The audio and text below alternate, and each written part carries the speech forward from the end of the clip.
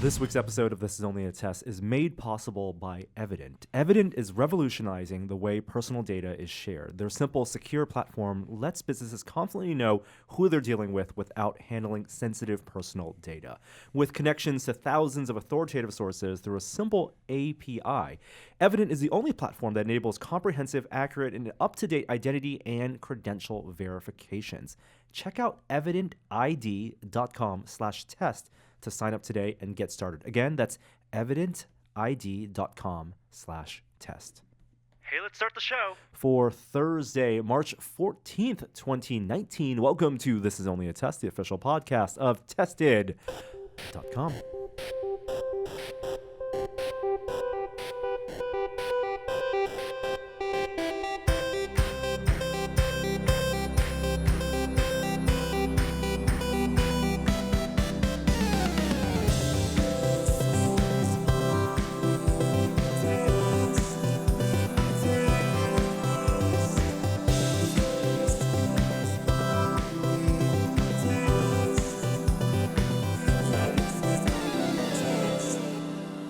Hello and welcome. This week we're recording on time, not early, not missing any breaking news. This week I'm Norm and joined by a full standard cast. This is the first time in weeks we've had both to my left, the purveyor of pinball, Jeremy Williams. Greetings and salutations. And to his left, returning after a week off, the surveyor of science, Kishore Hari.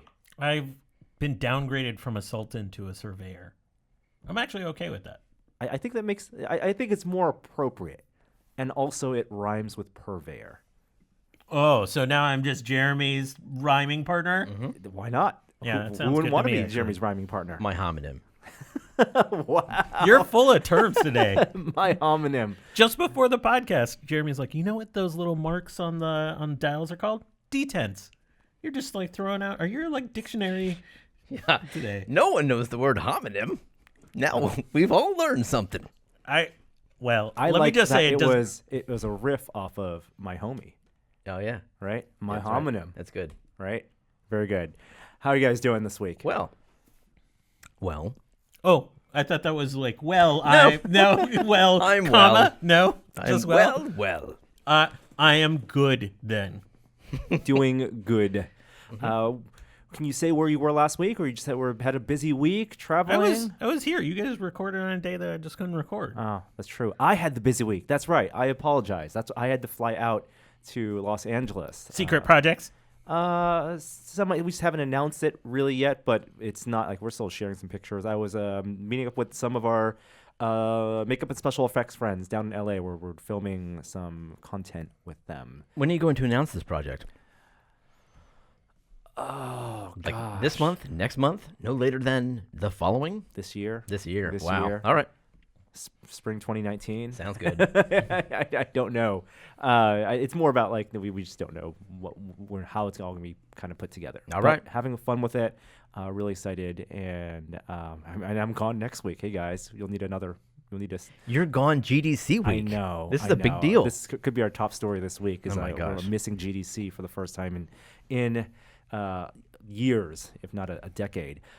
But that is not here nor now. We are talking about this week, a week and a half of news that we're going to catch up. Now, a little bit of housekeeping to get things started. I know a lot of you out there saw Captain Marvel. In fact, to the tune of $153 million returned in the U.S., $455 million globally. A lot of you out there saw Captain Marvel, including everyone in this room. Now, we're going to talk about the film, but we're not going to talk about it right now. We've taken your feedback, and we're going to save our spoiler-filled and some spoiler-free discussion of Captain Marvel to the end of the podcast. So for those of you just listening audio, just listen to the end. Why not? We're going to have a great time for the next hour and a half or so. But that will be at the end. And for those of you watching on YouTube, thanks. It's all for you. Any other things we should talk about before catching up, before pop culture news? No, or there's top one story? thing we're itching to talk about, so it's time to. No good weekends. No, nothing. No big things. No. I had 3 hours sleep.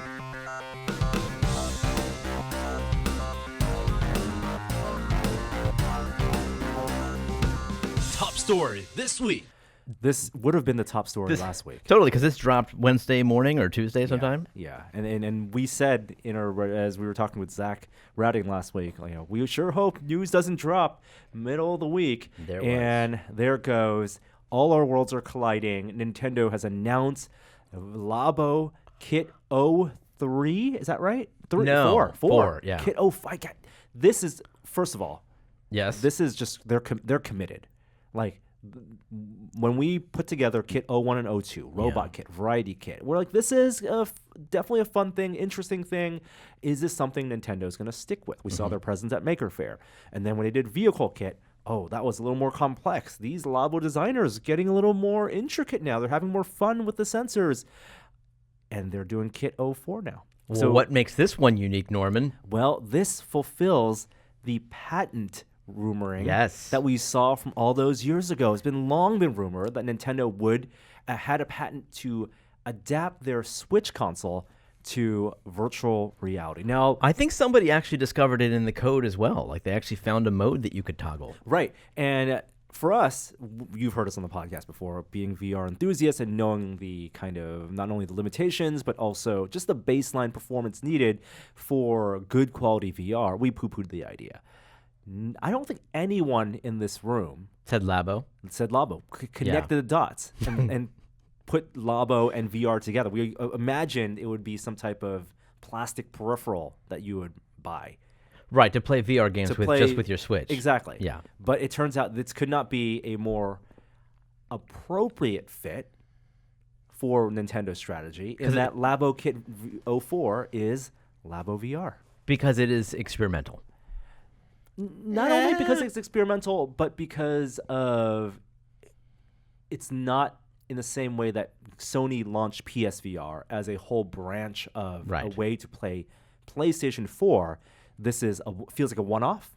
It feels like, not Labo, but like the VR implementation. It feels like a one-off, and it feels very specific to the type of experiences they're designed. You're not wearing a generic headset with a generic form factor headset with a screen to let the content show. You are building out accessories that you experience and view through a quote-unquote VR-like experience.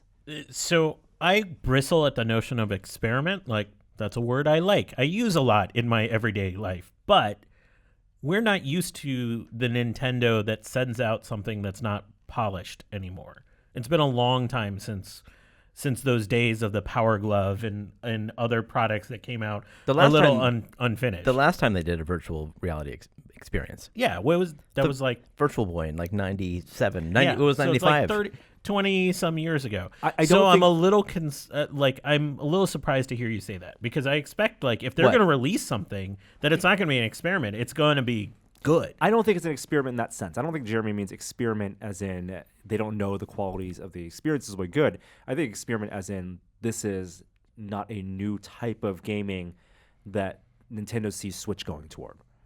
Like, we're not going to see first-party Labo VR or Nintendo VR games being shown at E3. Like, these, 4 or 5 mini games that they're going to release with this Labo VR kit is kind of what's we're going to get. Like, and they're thoughtful.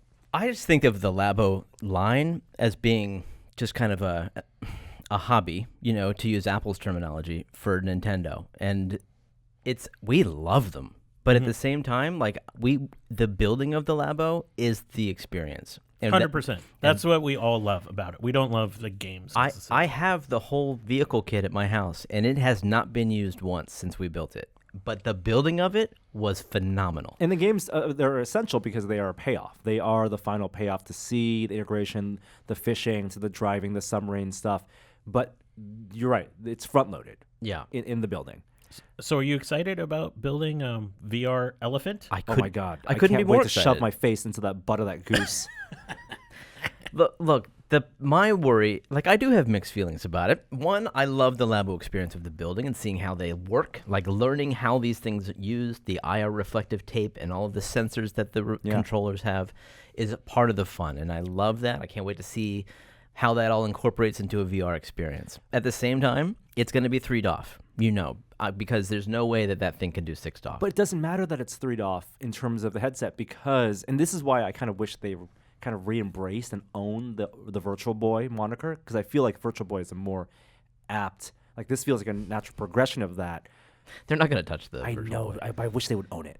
But anyway, what we've seen with past Labo experiences, even though it's 3DOF, you have multiple 3DOF sensors. It's not just each controller is a 3DOF sensor. You're and when saying- you're stitching those together Yeah. in a known linked way, whether it's for, like, again, I go back to the fishing rod being one of the best examples of it, or the steering wheel, you get more tracking, essentially. It'll be purpose-built for 3DOF, and I appreciate that. My concern is not will the experiences be fulfilling. My problem is will they be in any way, shape, or form unsettling, nauseating for people who have never done VR before, and will this become their 100%. There's their reference? There's two issues with that I feel like is important. There's this is marketed to kids, Right. and we have very limited information about how well calibrated VR can be to children's faces, especially when this kit is not. What do you think the likelihood that these are going to be adjustable or use IPD in any way, shape, or form? They're not. I mean, they're not, right? Yeah. So that's one. Two is, and I'm surprised we haven't talked about this yet. Is the screen of the Switch capable? So it's a 720p. It doesn't a relatively low res screen, 30 hertz screen, not even the 60, 72, and 90 hertz that you need on desktop VR. And also, you don't have the low persistence. Exactly. So you're going to get smearing, you're going to tearing, but they know this. They went into it knowing that. I assume they have catered the visuals and the designs not to stress your eyes. So it's probably going to be a short experience then. I think they're going to be shorter experiences. I think they're going to be more stationary. If any movement's happening, you can see the pictures, right? The one promo image that's been released so far shows 5 Labo build-outs, in addition to like the main kind of just Google Glass style or Google Cardboard style cardboard that you put the Switch in. But you see something that looks like a underwater camera, a space viewer, a elephant in which the 2 Joy-Cons are there are basically parts of a trunk, right? There are 2 links in a trunk that you move around, and that's where some of the really cool 3DOF implementations can be, because with 3DOF, aligned that way, you can essentially get 6DOF in that motion. Right? Easy there. I mean, it's not full range of movement, but you have more than just rotation when you have linked. It's clever. 3DOF. It's clever. It's clever, absolutely. And then, of course, you have the goose that you're kind of looking up its rear. That's what Labo does so well is they allow you to build peripherals that are purpose-made for a specific app. So you're not using a gamepad to play every single type of game. You're making an elephant nose to play the elephant nose game, and that's it. Yeah. Right? So I am excited to see how that applies to VR experiences for sure. Yeah. It's gonna be heavy, like not unlike the Virtual Boy. There's not going to be a head strap from what we can see here. You're holding it. You're holding it in every game. I mean, it's Google Cardboard on steroids. But Google Cardboard is, that's true. That's true. But like the Gear VR, the best version of Google Cardboard, like had a head strap. You could mount it. I think there's definitely comfort. I think going back even further, what we talked about the naming convention, right? Calling this VR, I think there are a lot of pros and cons for the VR community. Sure. I mean, it's a low-end experience. It can't be compared to the high-end experience. Do you see value in constructing your own VR headset as like a utility, like a Jedi, lightsaber? There's wow, that's not where I would have gone. But yeah, I was thinking about like there's all these like build your own microscopes as a way of like getting people interested in like what the process is behind all of this. I don't know. I've never felt that way when I put together Google Cardboard, but I wonder about it for the kiddos. I don't think the kids care. They just want to build something that they can put their head in, and there was more than one picture. Actually, there's a second promo image. You see like the what looks like the game that's associated with Saturn, the astronomy game, will have a foot pedal that you also build. Oh, is that what that is? Yeah. So it looks like there's a foot pedal. So it might be some type of spaceship game that you're like traveling through the stars and you're kind of like looking around as you accelerate. The bazooka game's interesting because it has some type of like cocking mechanism underneath the bazooka. So I can imagine that's some Just type from of, the cardboard design of that alone would be really interesting. Yeah. So I think we're gonna have a lot of fun building this stuff together. We do have seen in past Labo versions, like the vehicle kit, there have now been third-party games that you can use your past-built Labo accessories to play their full-fledged games, like a racing game.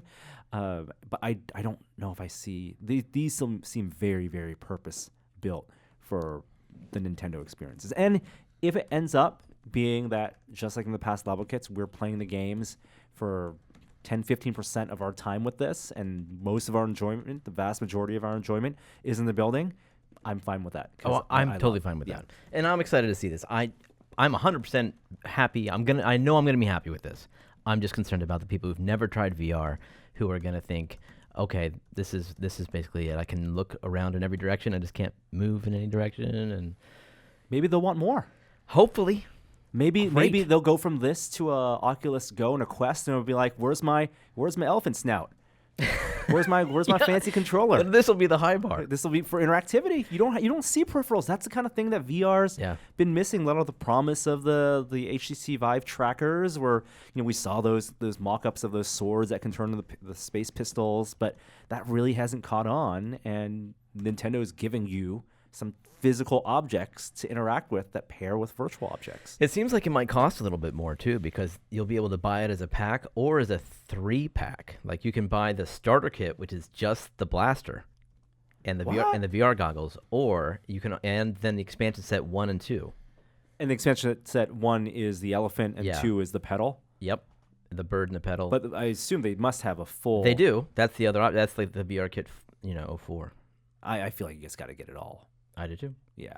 If you have a Switch, again, going back to the very beginning, I'm glad that Labo has persisted, and I don't know how Labo is selling. I don't know if Labos are sitting, in the corners of rooms, but there's definitely was a lot of excitement, and we are excited. I want to meet the designers, honestly, because 100%. The people who are making these things out of cardboard in CAD, I mean, that process is fascinating to me. They must see the world like next level. Yeah. just like every Amazon box that gets delivered, they see potential. Let me unfold a master folder. Right? Labo, the movie. Yep. Oh, I would love that. All right, there goes our top story. Let's move on to pop culture.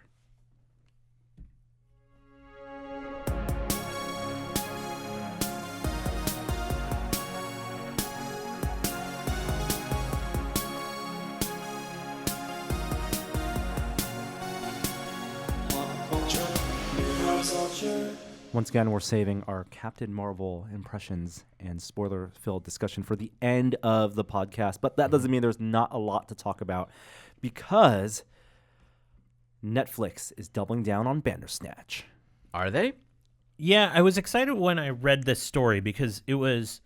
I took it to mean like Bandersnatch 2 or more Black Mirror interactives. Mm-hmm. And even though I didn't that wasn't my favorite Black Mirror, I enjoyed the spit out of the experience. It was novel. It was different.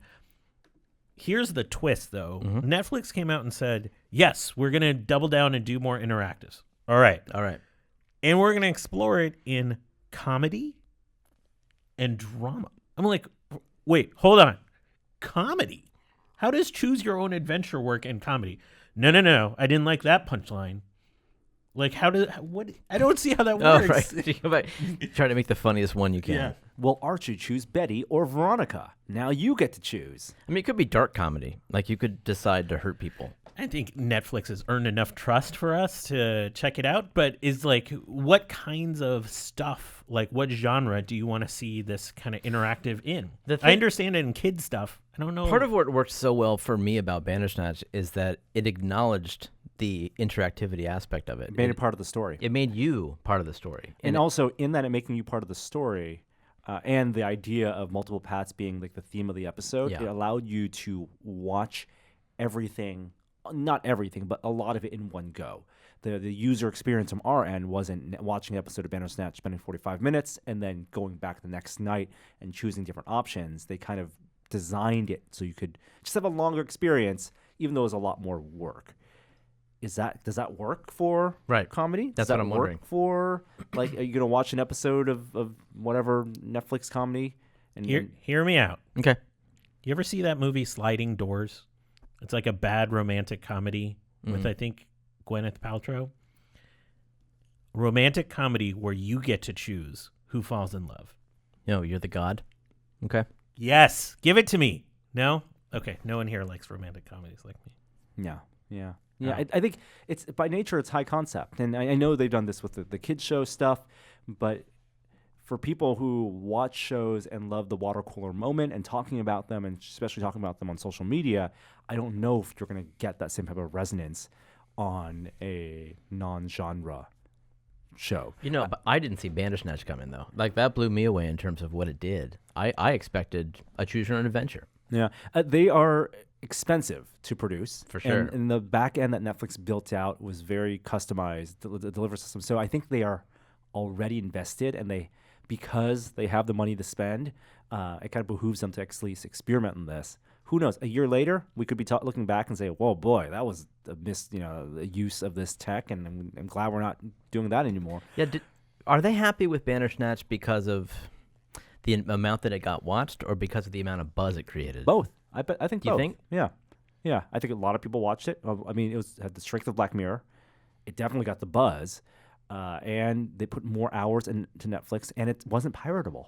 That's true. My fear is if it was primarily the buzz for them, will they get just as much with the second go? No, absolutely not. That's what I'm wondering. If they do it the same way, they won't. Yeah. But if it iterates somehow, I'm hoping for different types of interactivity. One of the things that surprised me in Bandersnatch was the phone dialing segment, where it's not a binary, make a choice. And I feel like I feel like that was a place where they wanted to go further and ran out of time, money, whatever, to use that as a way to even all of us play tell a bigger story. video games, or used to. I mean, there's so much storytelling in video games that's in this mold that they can borrow from to create a richer experience. So I see a lot of potential. I'm actually kind of glad they're exploring different genres, because I think that's how to make it really explore the landscape of what's possible. I hope it's not just like choose your soundtrack. What song do you want to hear this person listen to? Well, they've done that already. Exactly. But like that would be the laziest and less exciting. Jeremy and I would way. always be like, 90s soundtrack, 90s soundtrack. Well, we're going to talk about 90s soundtrack at the end of the podcast. Other massive news in the pop culture space. It's finally been done. As of next week, Disney and Fox will become one. Now, you may be excited for your X-Men's and your Fantastic Fours and your Deadpools to pop up in your MCU, but it probably won't happen anytime soon. This is going to be a long process. This is a $70 billion purchase. The money went up from, of course, if you remember last year or 2 years ago, $50 billion was the original purchase price, and then Comcast came in and said, "Ooh, we'd like to buy Fox too." And they said, "Well, here's extra $20 billion." How much money has Marvel movies made so far globally?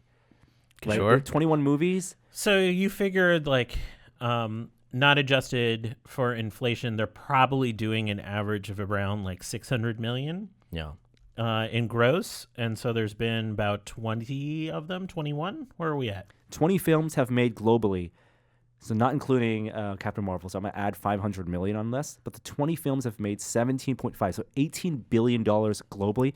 Just in box office receipts, not talking about merchandise or anything. So that's basically, 900 million average. Comcast wiped out all of that. Well, that's not profit. Yeah, that's just revenue. That's not even profit, right? So Comcast wiped out that and more with their bid. Disney spent all the money, all the box office receipts it has made from every single MCU film to just raise the price of Fox from $50 billion to $70 billion. That's how much it values Fox. That's insane. And what's even worse, though, I mean, from a business standpoint, there's going to be people's jobs at risk, right? One estimate says that about 4,000 jobs will be cut because of this. And Disney justified this as shareholders by saying they will reduce their costs by several billion over, however many years because of efficiencies, which just means they're cutting jobs. You suppose they're going to keep the Fox logo and the whole the fanfare company, all that, and they'll just be two different studios? studios? Two different divisions. It's going to be really weird to see a Disney logo in front of Deadpool. Yeah. Is there anything you're most excited about with this merger? Content-wise, Yeah. Not really. That's the thing. I think Fox is doing fine. I mean, they might not have been great, but they obviously have had their successes with Deadpool and some of the X-Men films. But they were taking risks with things like The Martian and Aliens and to a lesser extent, Predator. But risks, nonetheless, right? And I think Disney is a company known to play it a little safe with the releases. The expectations are definitely higher now that all this money is spent on those characters. And we go back to, what Sony has done with Spider-Man. I kind of wish the relationship, if we wanted to see Wolverine in the MCU, I wish it was more of a Sony relationship where they still had the rights, can do what they want, put out a movie like Spider-Verse, but then also share the characters. I just can't wait for that third reboot of Fantastic Four. The series, the film adaptation thing, no one can get right. I always liked that. I don't know. Was there a cartoon or something? I knew about the Fantastic Four. Cartoon. Fantastic Four. Yeah. There's been Reed 2 cartoons. Richards is elastic. Yeah, I thought Sue can I like hide that. from sight. I'll bring it. I think it needs the that. Human Torch. Okay, thank you. The Thing just loves to fight. Call on the 4. Fantastic Four. Nicely done. I did not know that. Jingles. I want to see Fantastic Four on the big screen. I do not want to see them played safe the way that some of the Marvel cosmic movies have played safe. More Guardians, please. Style of filmmaking. Anyway, that's going to happen on March 20th. That's soon. I can't believe it's going to happen in a week's time. It's like next podcast. Yeah. More Disney news. Last week, Zach was here. We talked a little about Galaxy's Edge finally opening its doors to some press. Nerdist got to do a big tour. Got to see some extra video that has been released since. And now we have opening dates. I don't think we did talk about that last week. Yeah, we did. I don't think so. Yes, we did. We did? Nerdist did a tour. We speculated about You definitely the talked about it last turn-through week. We on did? the Falcon. We talked about As a excitement podcast for the listener. All right. dark rides Huh. in Galaxy's Edge. And they knew the opening date then? No, we did not talk about opening date. Because that's what I remember learning. That's my later that segue. week. Okay. Yeah, so the opening date for both the Galaxy's Edge West Coast and East Coast have been announced, and sooner than anticipated. May 31st in Anaheim, Disneyland Resort will open Galaxy's Edge, and August 29th at Walt Disney World. Now, let's get all the jokes out of the way. It'll be very packed. We all acknowledge that. I mean, these are excellent dates if you want to go elsewhere at Disneyland and Disney World. Yeah, that's actually a really good point. I mean, I think that's going to be good. That's a silver lining if you can enjoy it. This soft launch, it's a weird kind of scaled in launch. Like, not everything is going to be open May 31st, just like a couple of the rides. Like, the whole land isn't necessarily going to be completed. By the way, I'm going to Disney World in 2 weeks on spring break with my child, and so I'm going to try to hop a fence and get arrested. People are changing their vacations to move away from those dates because they think it'll be too impacted. Well, wouldn't that be funny if no one's there? That's not gonna be the case. Come on. It's peak You've travel. seen the promo photos. There's only my 10 God, people in the whole exactly, thing. and they're all flat and cardboard, and they're all you can never see their faces. And Yeah. We're excited for. I think the time to go. If I was gonna go, well, obviously I want to go as soon as possible. Yeah. But if I was gonna book a vacation, would be probably toward the end of the year. The Monday after Thanksgiving. The Monday after Christmas. No. No, he's right. No, I mean new. I want to go after. I want to go around the time episode 9 comes out because I think hopefully by then they'll have episode 9 stuff there too. There's 2 typical drop-offs, but this one won't have one. So right after Labor Day, crashes because the kids are back in school, but that won't happen because this is opening August 29th. Well, not Force Awakens, whatever the episode 9 title will be, that comes out December 20th, and I think right after New Year, January 2nd is pretty dead time for Disneyland. So. There really is no dead time. There's No. just slightly less busy times. And there's always getting a whole day pass and actually trying to go after the fireworks. Maybe when the kids are heading out, might have a little easier of a time. I wonder how long the lines are going to be. If there'll be fast passes for everything that you want to ride. Book now. Man. Weirdly, I think everyone is talking about the Millennium Falcon ride, but I am weirdly more excited about the Rise of the Resistance. Like That's what I said last week. yeah, I Is- think is like that a the- darker That's the ride dark- is totally interesting. That's right? the animatronic dark ride. You're in the it's more traditional Disney style. You're in a moving vehicle that goes between rooms and doors open and you kind of peek in through the hangar. I'm way more excited for that. From Star Wars to Star Trek, we have some great news. Long in the making, Deep Space Nine documentary called "What We Left Behind" is now going to be released slightly wide because it has found a distributor. Shout Factory has acquired worldwide release rights and will bring it to multiple platforms, including a theatrical release. Now, I know, Jeremy, there's time for you to catch up. Let's focus on Kishore here. He's very happy about this. I'm thrilled about this. So thrilled. They actually still have a little work to do. Like the movie isn't finished from what I understand. Like they still it's gone through iterations. There's still some more work to do. But Jeremy, this is the got it. opportunity. This is it. I've tried. It's No, you past- haven't. No, you didn't. No, you watched one episode watched with the us. Pilot. I watched the episode you guys told me to watch. Yeah, what do you want from me? You know what we should do? We should bring him in when Worf comes in. What do you? Oh, yeah. I thought you think- meant like Michael Dorn showing up at Tested to shoot something. No, we should. I think a good time to watch would be when Worf or come on, you got Chief O'Brien. Don't you like the Chief? You know what? If Chief O'Brien's the best they got, This not far from the best they've Oh, got. you did not just hate on Chief O'Brien near St. Patrick's Day. What meanie happened? Will not have any of it. but you see what you're doing. You're trying to link Next Generation to DS9 for And- me. yeah. And that's like the best you got is Chief O'Brien. Like if it's as good as Chief no, O'Brien, it's Worf. The Yeah. Worf, the full story of Worf. the full story. You get the full story of Worf, Klingons, Klingon Romulans. Yeah. You got. Oh, it's so good. Wow. Are you sure that you are objective so- about this? Like- Yes. Okay. Are you sure that it's not just because Next Gen was gone that you appreciated No. this show? I watched Next Gen in reruns.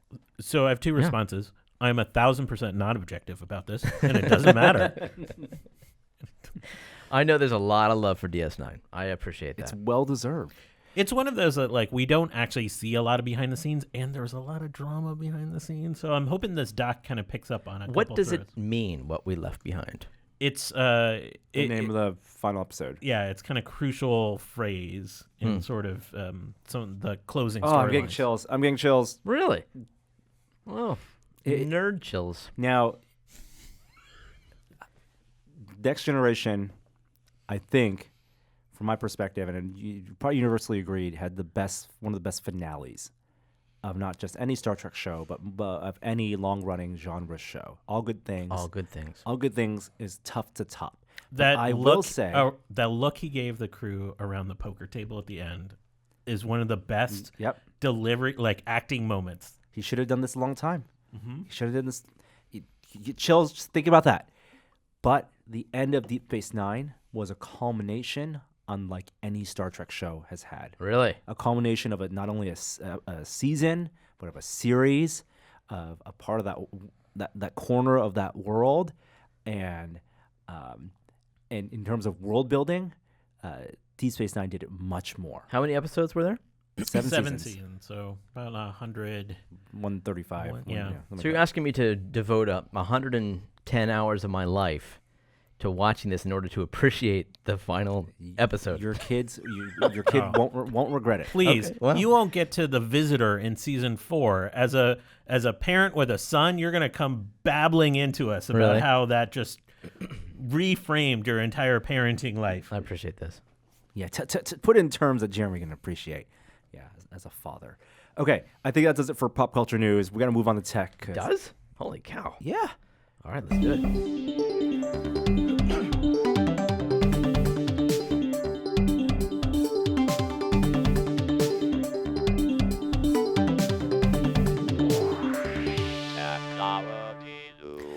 There's a story that could be in both pop culture or tech. Is of course of streaming services because Apple. It's showtime. It is, well, maybe, depending on the deal they can make with Showtime or HBO or not. But March 25th is the Apple event. Steve Jobs Theater, in their new. You know, I was flying back from LA and I saw the mothership? the mothership. No way. At night, and it looked amazing. It looks super cool from a plane. at lit up nighttime? at night from Oh, a plane. yeah. I took a picture from There's my. like a big white circle just like surrounded by nothing. It's really cool looking. No way. Wow. Yeah. Did the captain say outside your right window? no. Wow. Like through the fog, it was like a halo on the It's ground. both really cool to look at and a weird testament Yeah. to the area of excess. But anyways, Anyway, they're going to have an event there March 25th. Everyone expects this to be the debut of their streaming service. They got to get out ahead of Disney Plus. You know, get the people to sign up. Now, the other expectation is that they won't have their shows ready for launch. they're gonna have if they're doing an announcement. I don't think they're some going to have celebrity is gonna show Sure, up. but I don't think their shows are the ones that they've paid a lot of money for. Like, it's not like when Disney announces Plus and availability, they're going to have like Mandalorian release dates. I think the idea is they have content partners, and that's why the latest talk is that they're trying to lock in HBO, lock in Showtime as partners for this, for some type of bundle deal. But I do think it is trying to get ahead of the other elephant or the mouse in the room. Disney Plus also launching this year. Now, Apple, what they could do is they could give everyone 6 months or a year free. No, They would have the money to do it. they have the money and they've demonstrated never giving away anything for This free. is the biggest. you This is remember bigger than Apple Music. You remember how big of a deal it was when they had to give away free cases? True. Absolutely true. I think they see the potential in this business being like making up basically for the missed opportunity for buying Netflix, right? Like, you know, this is a Netflix size potential business, an HBO size potential business. I think that they are, and it's true, Apple comes in not necessarily as the first to market, but they come into a mature market and try to dominate. But they're kind of at a disadvantage here. They don't have proven content. No, kind of. Right? They have Apple TVs everywhere, but they're kind of, as you've seen with Apple Music, iTunes being on other devices now, they need this to be more than on just Apple TVs. I could see them saying that anyone with Apple TV gets 6 months or a year free.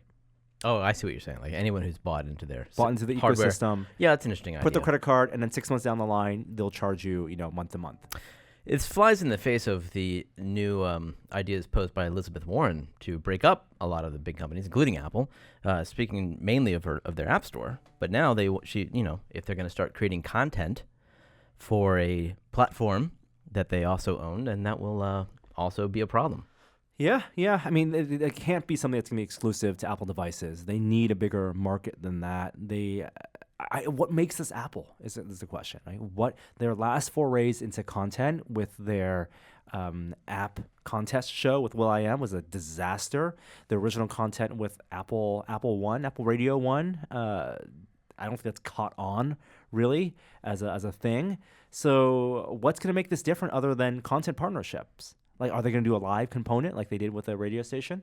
Like, are they going to have a live channel that you tune in? Beats One. Right, Beats One, but Apple Broadcast One, whatever, Video One. What would that be? I mean, like Bring MTV. back the VJ. MTV Bring back the VJ. did that well, but that's short form content that does not exist anymore. Bring back Own It Carpool Karaoke, that kind of stuff. Fun Ellen type videos. Will there be a user generated content element to it? I absolutely don't think so. Yeah. 100% not.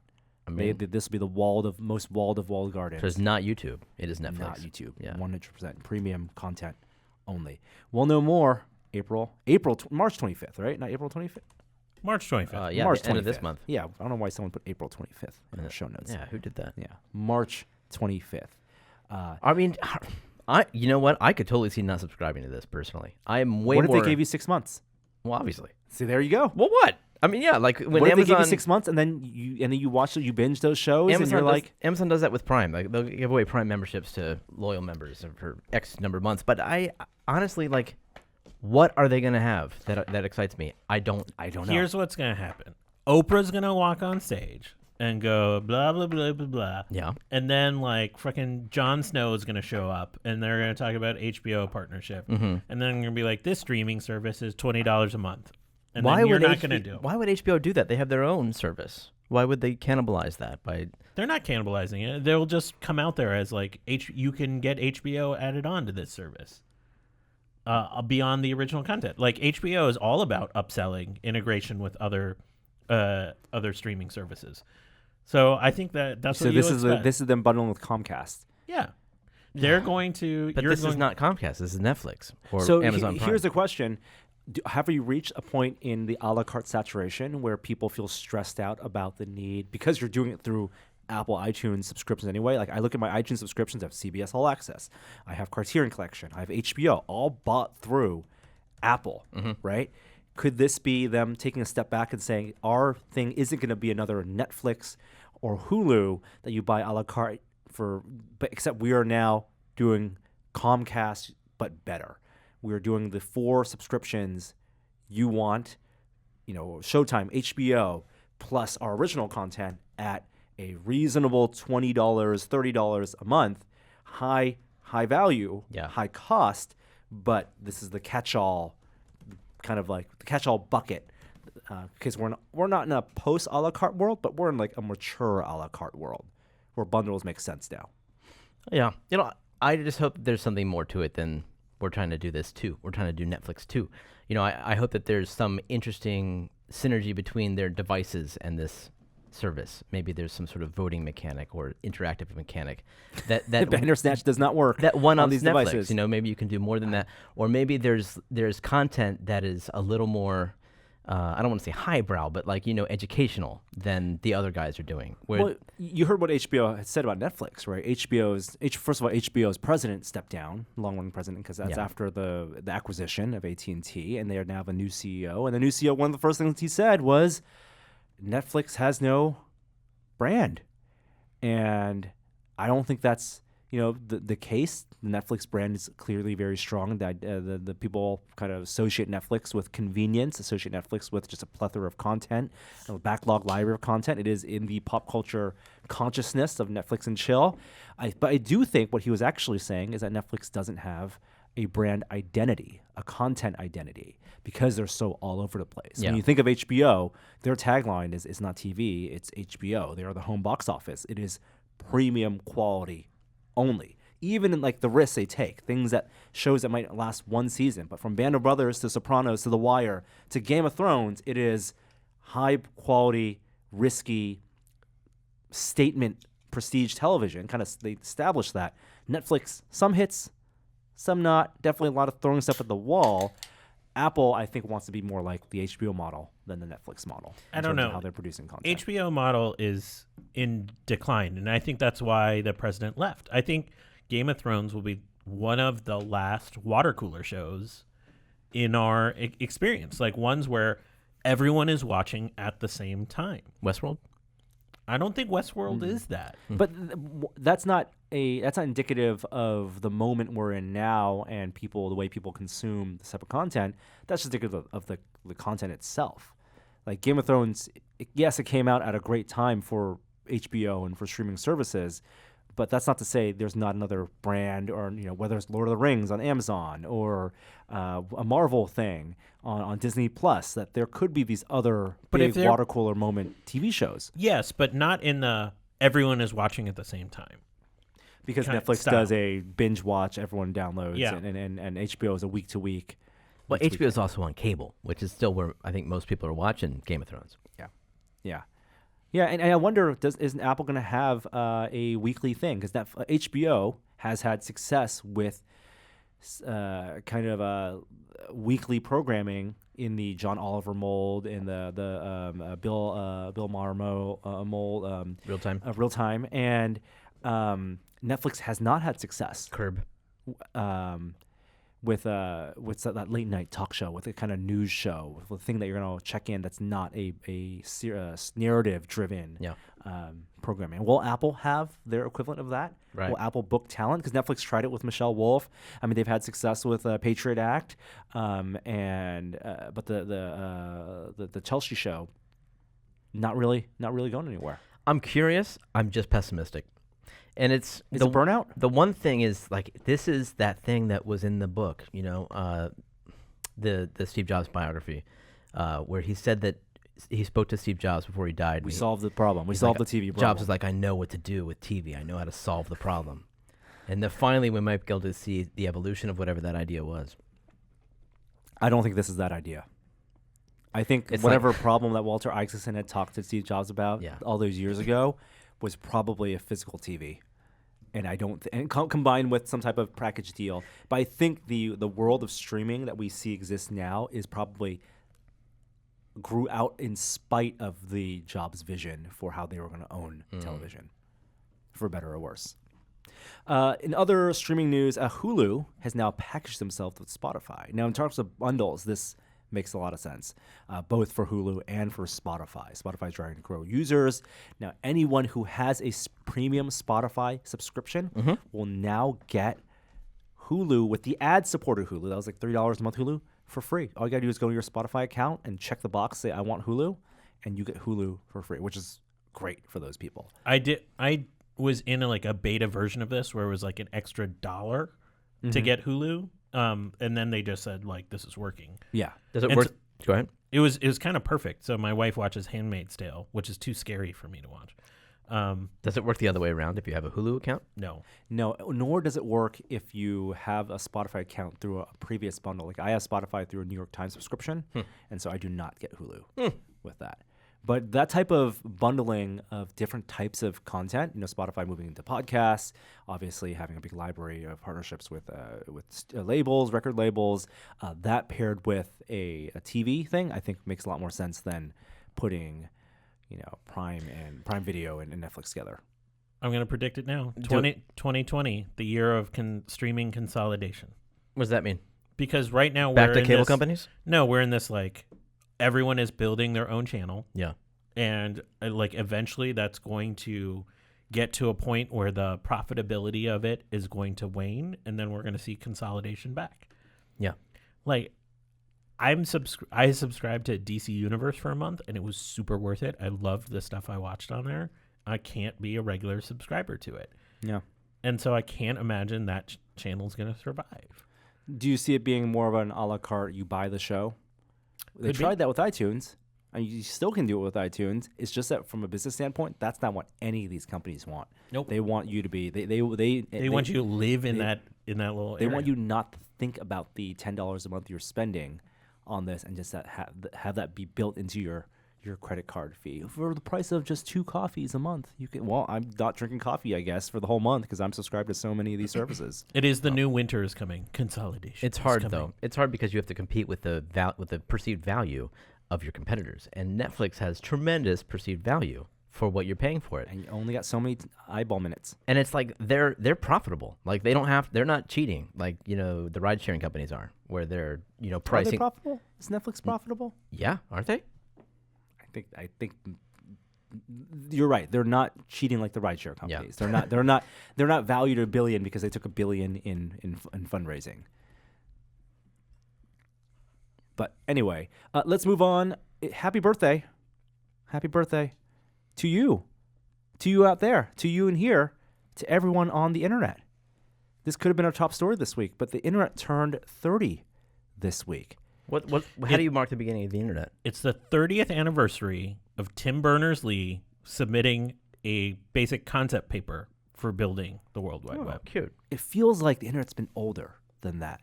It's weird to acknowledge certainly everyone in this room is older than the internet, but there are a lot of people who are younger than the internet, who did not exist in a world that the internet did not exist in. We all grew up in the world in which the internet was being developed and have been working on the internet. Tested has existed almost 1/3 of the internet's life. I've been working on the internet for 2/3 of the internet's life. That is a weird thing to say. That's weird. Isn't that weird? Yeah. And and your websites, you've had a couple versions of it. Yeah. Used to be pretty raw HTML. Yes. Yeah. Front page. Microsoft front page. What are the big notable things on the internet? Well, the internet's very different. Notable Do you? The Verge did this incredible story that was highlighting some of their favorite sites from the past, Yeah. present, and past and present. That's it.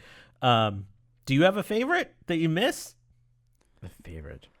They highlighted stuff like, obviously, the Internet Archive is great with the Wayback Machine, GeoCities, which we're all have a certain kind of fondness for. Flickr. Oh, old Flickr. Old Flickr. I miss that for sure. The way people used it. not the way it's being harvested now for facial recognition data. I just miss, well, honestly, like, and no one's going to sympathize with this, but I miss when websites were coded by hand. Like, I miss HTML, and that's it. Like, tables. Mm-hmm. And as soon as, like... And the whole thing would break if you missed that, like, closing the table cell. Yeah, and then, like, you had to, like, you know, obviously you had to tailor, and more browsers came out, you had to fix little bugs that happened with each browser, but, like, I miss animated GIFs, and that was it. Like, it's so complicated now. We live in a pretty GIFed up world. We do. It's all GIFed up. You know, the actual thing I miss, like the predate of the social network, is the old bulletin board systems, where you would like interact with people through like text interfaces. And Like stuff. BBSs? Yeah. Yeah. Dial up. Yeah. I miss the idea of people sharing websites as memes, like the actual URL and a landing page as like a thing to share. You don't do that anymore? I do that. You don't do that? There are no novelty sites anymore. You know, people aren't discovering new I see what you mean. websites on the internet. Like, oh, this homepage of this guy, this is awesome. This funny video he posts. Like, everyone is just on other people's platforms.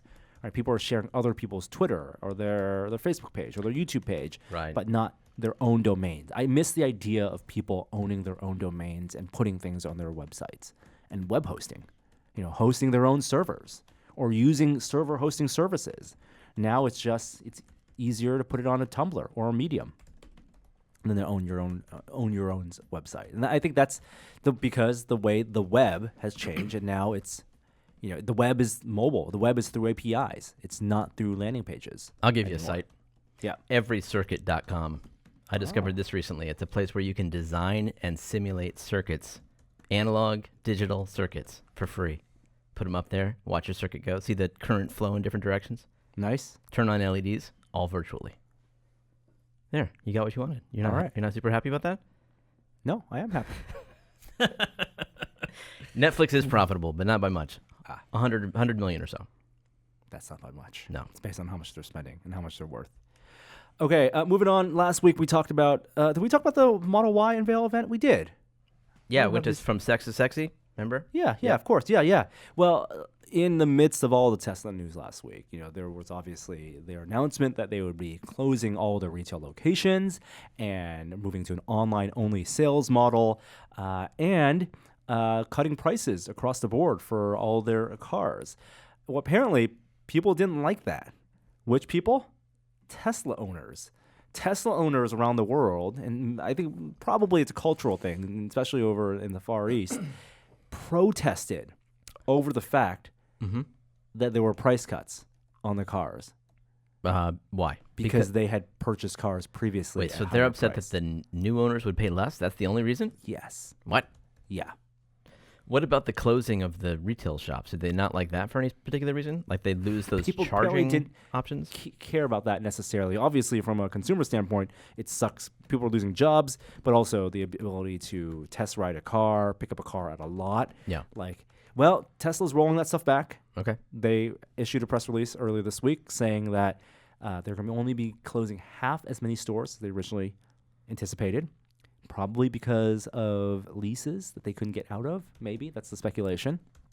So some of these stores will still be open, probably with fewer employees, but as showrooms, as places to test drive, and in some rare cases, as a place to pick up a car if you want to buy it on the spot there, as opposed to having it delivered, which is tough if you're not in the Bay Area. In the Bay Area, it's easy to get a car from Tesla delivered because they make them here, right? The Model 3s. I have a hard time believing this. Like that people would complain. That has to be a very What? vocal minority. That has to be a very So vocal. People most complain about everything. I do want to talk about this A because I think vocal it's minority does. absolute like BS that the attitude is such a entitled attitude. Now, hold It's on. precious. Dude, let's rein But- it in. I think it's a small number of people that are just being loud about it. Most people who I know who drive electric cars of any kind are just happy to see more people driving electric cars. I would hope so, but Tesla stepped it back. It did enough that they not only took fewer stores away, but the prices went back up. The prices are up by 3%. By 3%. That's across the board, except for the entry-level Model 3. The 35K. 35. They made that promise. Yeah. They're going to keep it, but everything went up by 3%, and it's a bad look. It just looks like they didn't know what they were doing. It does look like that. It looks like, I mean, regardless of their efficiencies in manufacturing, how good the cars are, from a business perspective, that kind of like that kind of backpedaling does not inspire confidence. I mean, fine. That's probably true. It doesn't bug me too much because it seems very much in Tesla's character to do that. They're constantly... And maybe that's what people are complaining about, the fickleness, right? They're complaining about, well, what does this mean? And there's a lot of it probably is in reaction to the price slashing of features that people have not received yet and had paid full price for. Yeah, that's odd. Such as full driving, which got renamed and all the features realigned. I mean, from my perspective, I didn't pay for it, and now it's $2,000, a couple $1,000s cheaper. I might even pay that $2,000 and get the full driving when it comes out. But people treat Tesla less like a car company and more like a technology gadget company. Great. And that is weird. I'm and you I know- wish, because Toyota, Nissan, the prices are fluctuating all the time. Dealerships change their prices all the time. The subtle change between the models. I think the obsessiveness that some of these owners have with this brand is a double-edged sword. They're devoted fans. They will back whatever Elon does and trust him and as investors, but they will also feel entitled to scrutinize and critique any type of normal business practice, such as price cutting. Fast forward me 3 or 4 years when electric cars are more of a commodity. I think we're looking forward to that. We're absolutely looking forward to that. I drive a Bolt, so I'm not in like the... Yeah, you're the Hufflepuff of electric cars. Yes, I get it. I'm not in House I Gryffindor. think the Leaf owners are more of the Hufflepuffs of electric cars. What am I? You're Ravenclaw. Ravenclaw. Yeah, I think you're Ravenclaw. very thoughtful. Yeah. Wisdom. There's a wisdom. Yes. Yeah, definitely not Gryffindor. So I appreciate that I'm not in Gryffindor. At the same time, when I'm on the road and I'm behind a Leaf or a Tesla or in front of, there's a sense of fraternity.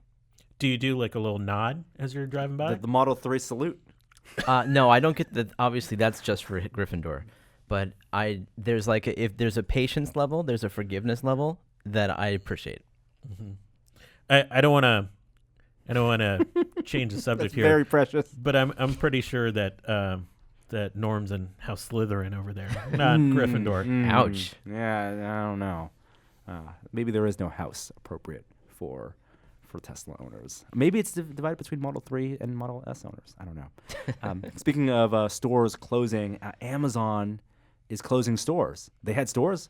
Well, they had pop-up stores. What? I never Kiosks. went to it. Well, you've walked by it at the Westfield Center in San Francisco. That's the place where they sell the Kindles and they had to sell the Alexa I Like never devices. saw the that. vending machine? No, like the big kiosk in the kiosk. middle of the second Oh, floor. yes. Well, yes. they basically have walls. They weren't really pop-ups because they were just like not established full retail outlets. They were just They had no windows. They had no windows, but in terms of mall sense, this is as permanent as you can get. It's like a sunglass kiosk in the middle of a mall. So I wouldn't call them pop-ups. They are closing them. Does this include the Amazon Go's, those like automated ones? You mean the stores? Yeah, the actual stores. storefronts? I don't think Oh, so. the fresh. No. I don't think so. Yeah. And those they could be expanded. That seems like are test beds for what they want to do with Whole Foods eventually. But they're pop-up stores. They were rethinking the retail strategy. They had 87 of these, and they were up for a couple of years, and they're going to discontinue them.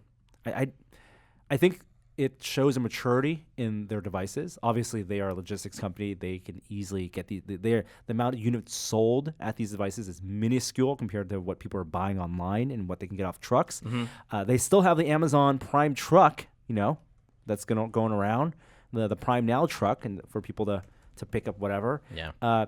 But awareness of these devices, they're commodity items. Kindles, these the smart assistants. You're saying they don't need them anymore. They don't need them. People know about them, right? I Yeah. think when they were trying to sell the advantages of having these in your houses, but at the same time, they have more of these devices. If anything, the showroom model works well for this because now they have clocks and microwaves. Have they re-released the clock yet?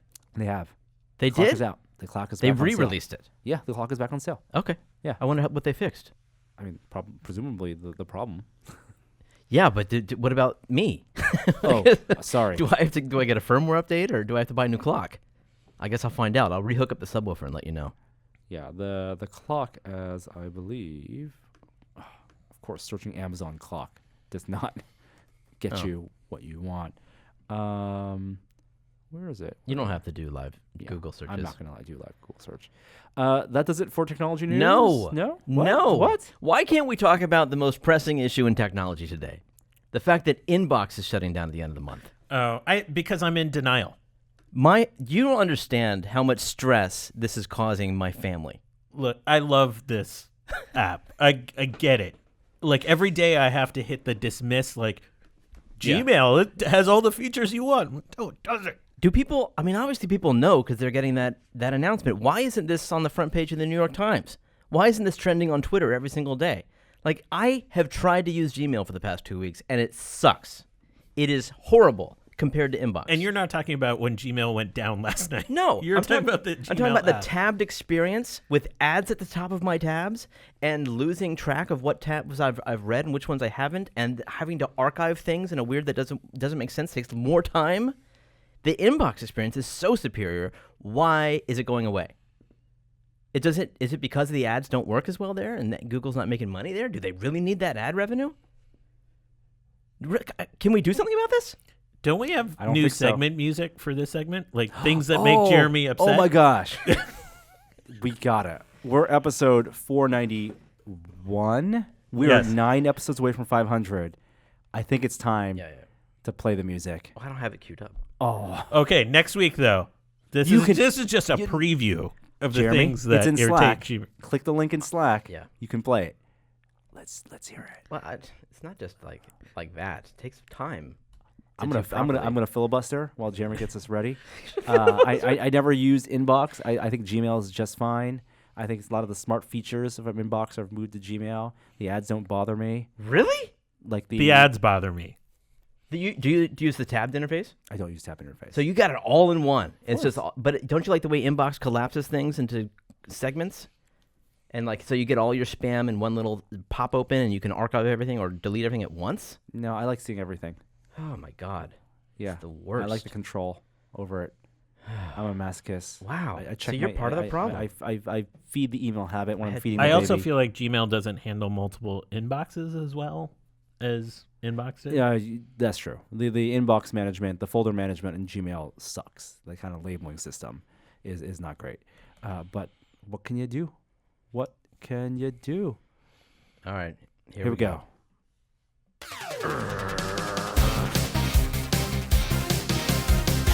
Things that annoy me. Now, we actually had a couple different submissions. There's another submission from SoundCloud. Go click the other one. I want to play the other one too. I don't because have that one. Can we do that one next week? It's in Slack. All right. You want me as to well. do It that? literally is a SoundCloud link that I messaged you in Slack. This has gotten out of hand. Because I want to appreciate the fine folks out there who is listen to the podcast naval and music. create music for our segments. Like, you guys really make our day. So even This if is we're not so out going to of use, hand. even if we don't use it all, I want to let people hear the work they've done. All right. I appreciate the work they've done. All right. And it's loading, and here we go. And you My God, that was loud. Very Hold on. loud. Hold on. Bring it down a notch. All right, here we go. This is live production here. All right. So how do we? I'll refresh. Yes, refresh. All right, there we go. you have to unmute yourself. Here All we right, go. think we're good. Here we go.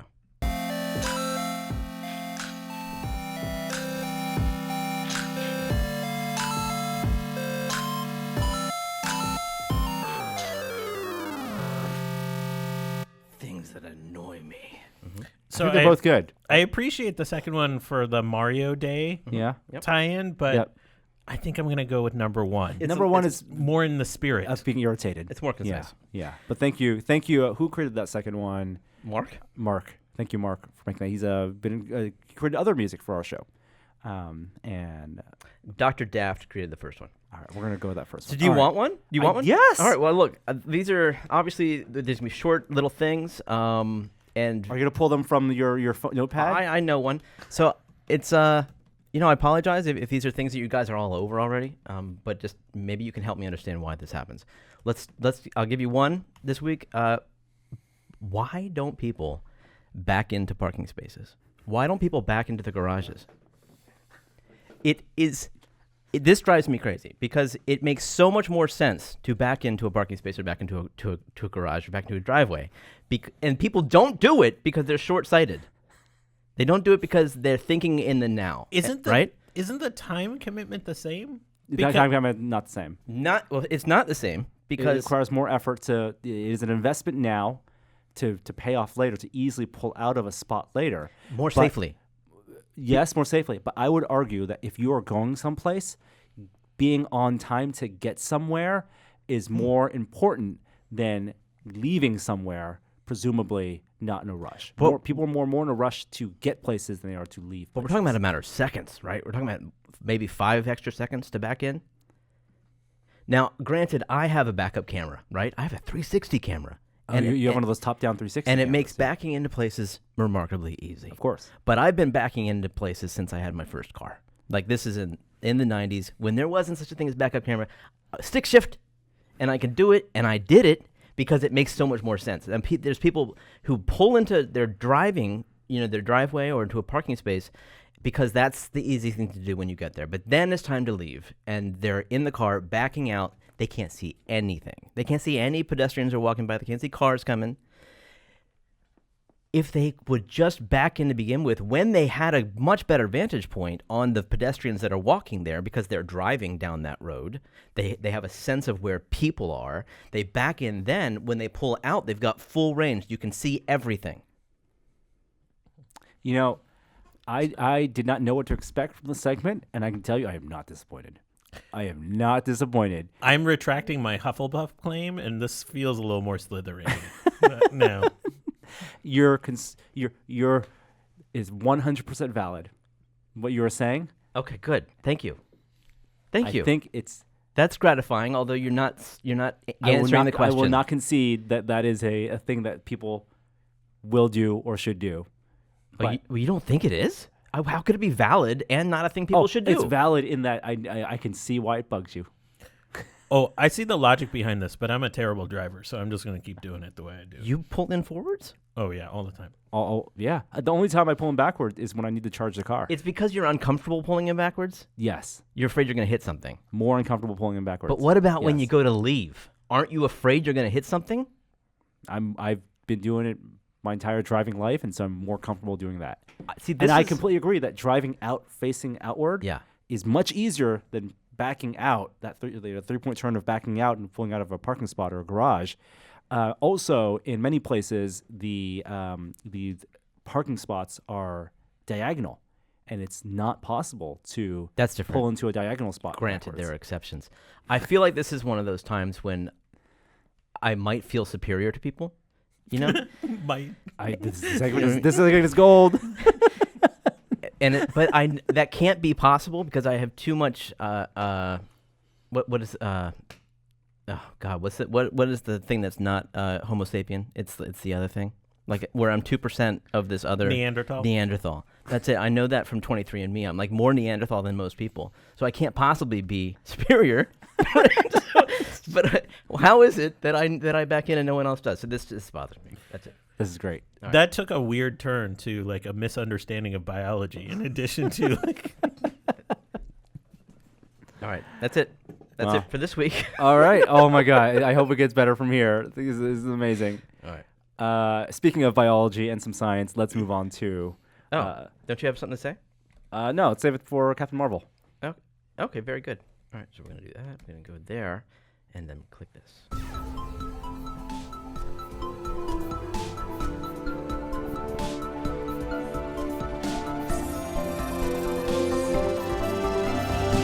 It's time for a moment of science. All right, two stories this week. They're both kind of serious, so I'm going to try to represent them quickly, but I want to note just off the top that both of these are complex issues that deserve a lot more attention, so I'm going to try to put some links where you can learn more.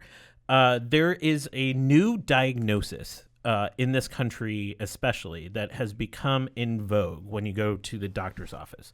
Oftentimes when you get blood work done, they test for sugar levels to see if you are diabetic, particularly type 2 diabetic. Recently, the American Diabetes Association changed, the ADA changed the level of sugar in the bloodstream that qualified for something called pre-diabetes. Have you heard of this diagnosis going around? Like people are quote unquote have a sugar level that's pre-diabetic. Yeah. It's becoming like common parlance right now. Because there's like a pre-hypertension. Like that's an existing thing. Yeah. So this is interesting because there's about, I want to get this number right, but I believe it's something like 10 to 11 million Americans that have diabetes in some form. That's a combination of type 1 diabetes and type 2 diabetes. But up to 84 million Americans, if I'm reading this right, it might be a little less than that, qualify as pre-diabetic based on the new scale that is measuring this now. And so this doesn't change anything except the calibration of the scale has now changed. Like what qualifies for being quote unquote pre-diabetic. It's important to note that only 2% of people that are pre-diabetic actually go on to develop diabetes each year. What percent? 2%, according to some recent studies that have been done on this per year. Yeah. So that aggregates higher as the years go on. Yeah. So there is like some sort of cumulative effect. But we don't really know how many people are actively progressing over a long period of time from these pre-diabetic conditions into diabetes. Now, if you're at the higher end of the pre-diabetes scale, you have a higher likelihood of progressing to diabetes. But there's this whole like big swath of people that are at the lower end of that sugar rating that are pre-diabetic that will never develop type 2 diabetes. If you're diagnosed with prediabetes, can you make a diet change in order to affect the outcome? So the number one thing you can do is make diet and exercise changes. Those are super effective. Like every doctor is going to say like that is a number one change that you can lower your sugar level and it's has multiple benefits to your life. But there is an industry popping up of prescribing medication for prediabetes now.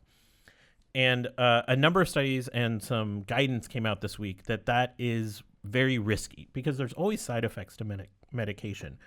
And right now we don't have a lot of evidence that prediabetes is a real quote unquote thing. It's like a potential risk factor, but it's a risk factor that's better managed by diet and exercise than it is by medication at this point. There's a lot of reading to do here. There's a lot of gaps in our sort of data and information. But as you hear that term pre-diabetes, I'm just hoping our listeners take like a skeptical eye towards that, because I do think there's some angles here for developing medication when we don't have a lot of evidence that that's the right pathway. Now, I'm not offering medical advice in this segment. So everyone is probably in different situations, but I thought there's some interesting long reads about this. And I don't think anyone has like nefarious intentions in this whole debate. The drug companies don't have nefarious intentions? Well, they want to make money, but I don't know if I call that nefarious intentions. And there's probably a segment of people that are pre-diabetic that are highly disposed to developing diabetes, which has a significant impact on your length of life.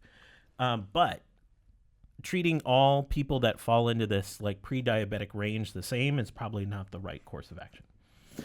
All right, we're going to talk about something that you're not really supposed to talk about on online these days, which is we're going to talk briefly about vaccines. Why is this everywhere? It is everywhere. This was on the news. This is Neil deGrasse Tyson's latest topic on his podcast. Yeah, so I have sort of a couple thoughts, and they're going to come sideways at this.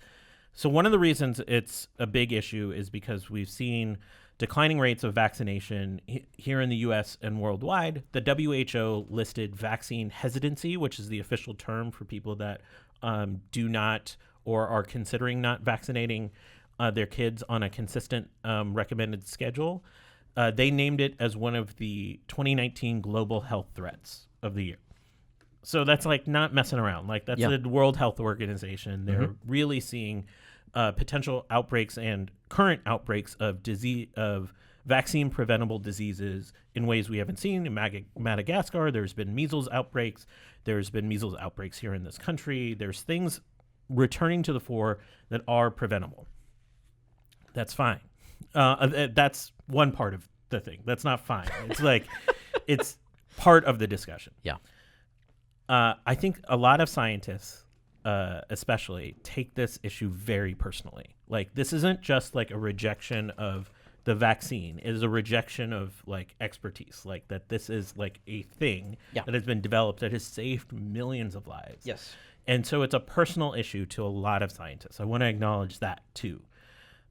It's a deeply personal issue to the people not vaccinating their kids. And it doesn't fall across any party line. That's the interesting thing. No, and like there's all sorts of stuff about people that are more educated actually have a higher potential of being vaccine hesitant. There's no sort of like geographic ideology. It has so much more to do with values and beliefs. And there's a lot of striation in why you could be vaccine hesitant. You're not vaccine hesitant for one reason. It's like it's basically a ton of reasons. One, you could be distrustful of the medical system or healthcare. You might have personal family members that have health conditions, or like your children have health conditions that are unexplained. You might have read something on Facebook.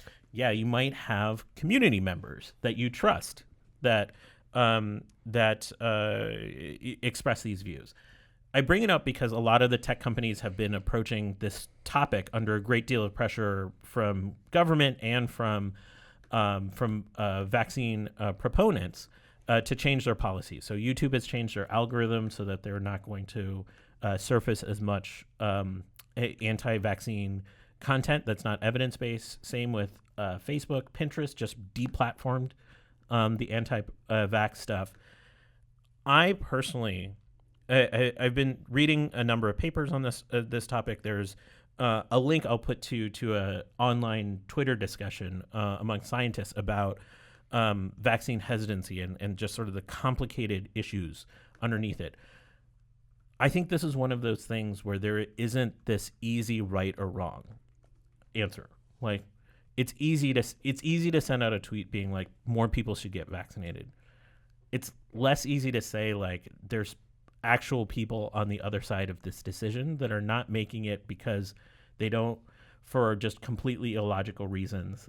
And I think there's a lot more empathy and a lot less focus that needs to be drawn to this in order to actually make movement. In like hyper-polarized environments where there's a lot of attention, where it feels like life or death, it's going to drive people further apart.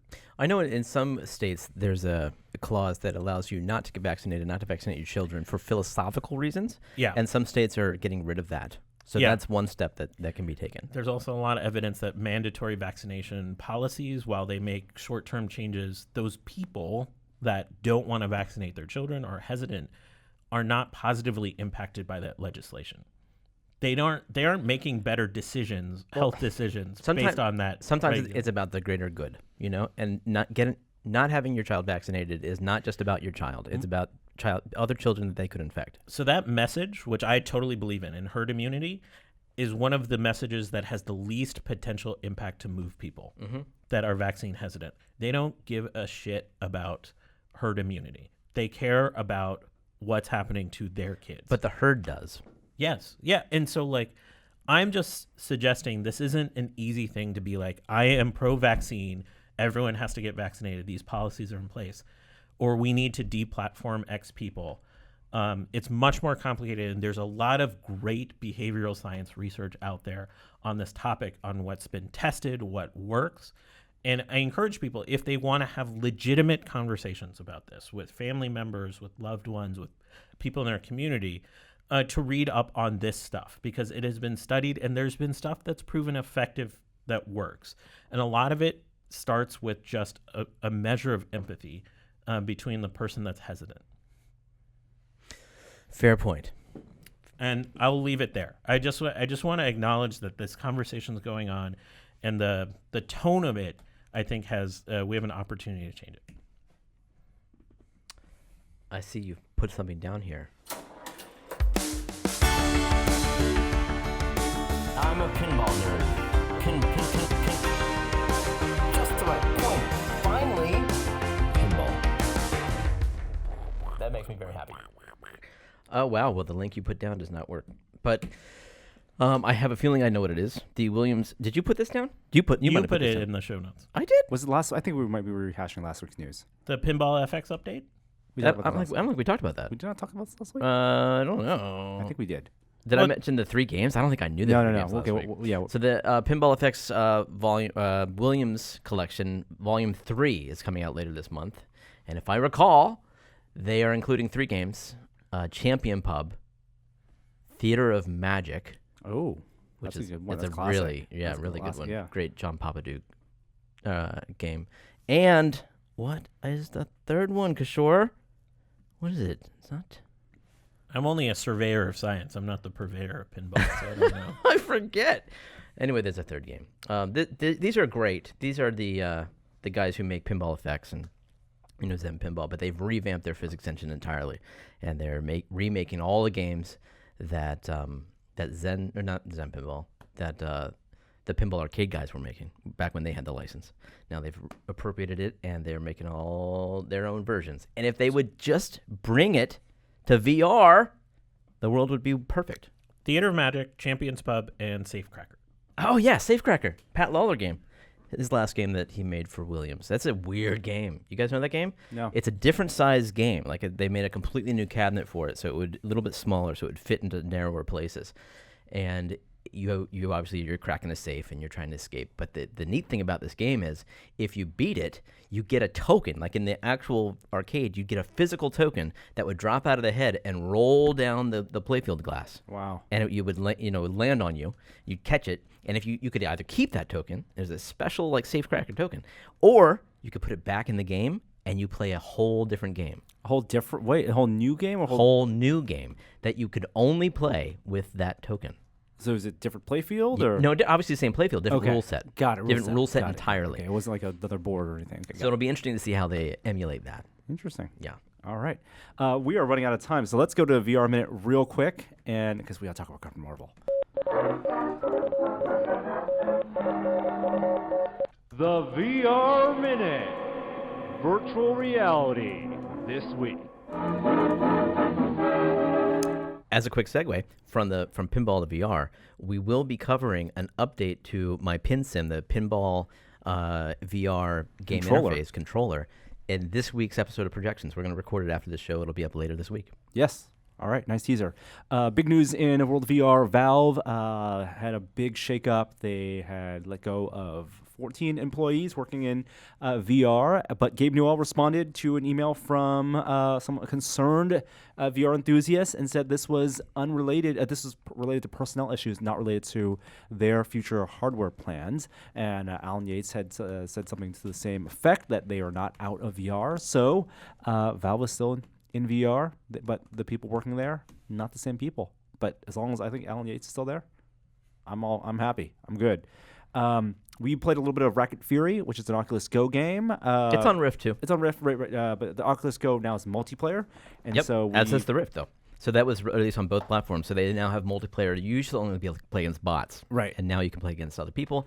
And it's fun. Like we were on Go, and that game has always done a good job of doing the best impression of 3DOF hand controls. It's kind of like a Cloudlands mini golf. Like it teleports you to where you need to be, right? And then you're just kind of rotating your wrists. But both of those games, you can have nice, enjoyable simulations of the real world experience. In this case, table tennis, and it's a nice little social. Latency is good. That's what it is. It's a social experience. It's not a pinball simulation, but it is fun. Yeah. Or, did I say pinball? Yeah. It's a nice Ping pong game. Yeah. Not a simulation. Yeah, you can still do some spins. They're still gaming it. Knowing the way to hit a ball, timing. It's a timing game.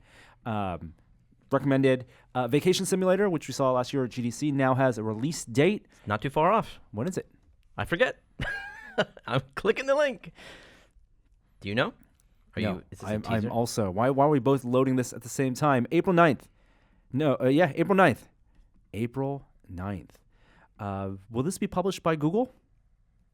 Right. Or I mean, who needs a publisher these days?